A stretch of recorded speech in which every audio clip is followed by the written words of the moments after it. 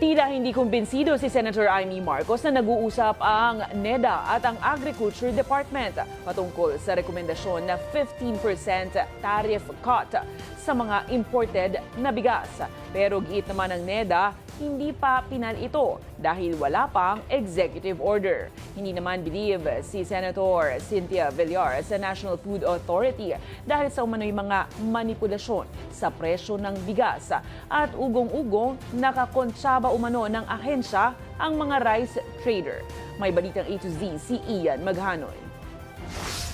Hindi pa pinal, yan ang sagot ng National Economic and Development Authority sa Senate hearing ngayong Huwebes sa kabila ng naunang pag-aproba nito sa pagbaba ng taripa sa mga imported na bigas sa 15%.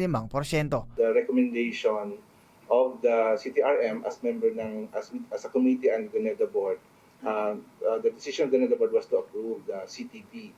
At the EO, wala pa pong EO, ma'am. Ito ay sa kabila ng umuugong na balitang may executive order na para sa implementasyon nito na tinututulan ng maraming mga magsasaka. Pero ang tanong ni Senator Amy Marcos, there is a resolution from the NEDA board. You just said it was approved on June 3 by the NEDA board. So clearly there must have been some kind of resolution. hindi rin naniniwala ang senadora kung nag-uusap ba ang NEDA at DA sa 15% na isinusulong na bawas sa taripa. Balikan natin itong 15%. Sabi mo automatic, parang gano'n. Automatic na binagsak from 35. Automatic lang to dahil nagkaroon ng comprehensive rice program. Hindi naman po ang automatic, pinag-discuss. Parang discuss automatic po. kasi wala na konsulta ni isa. Ang- Tapos binaliktad pa yung recommendation ng DA. Eh saan nanggaling yan? Nagkaroon po ng consultation po yun on the CTP, on the Comprehensive Tariff Program. That was, I remember, that TC conducted, the Tariff Commission conducted consultation. Dito mas naging mainit ang usapan.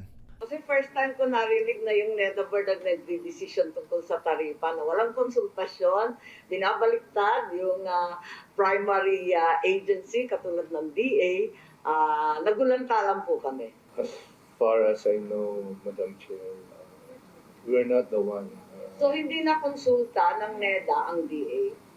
We were consulted. Naniniwala rin si Senator Amy na hindi rin nakonsulta ang publiko at mga magsasaka kaya patuloy silang tumututol na posibleng makaapekto sa kanila. Sa ngayon ay hinihintay na lamang ng komite ang listahan ng mga grupong nakilahok para sa public consultation nang sa gayon ay malaman kung totoo nga bang hiningan ng opinyon ng mga magsasaka hinggil sa pagpapababa ng taripa ng bigas. Samantala, iginiit naman ni Senate Committee on Agriculture Chairman Cynthia Villar na hindi dapat bigyan ng kapangyarihan ang National Food Authority na mag-import ng bigas at nararapat lang na ibigay ang supply regulation function sa Agriculture Department. Ito'y sa kabila ng ugong-ugong na magkakakonsyaba ang NFA at mga rice traders na posibleng manipulahin ang presyo. Ang NFA ang nag-i-import, walang tariff, and yet ang mahal-mahal ng rice. Kasi nagko-connive sila ng mga importer at saka NFA, hindi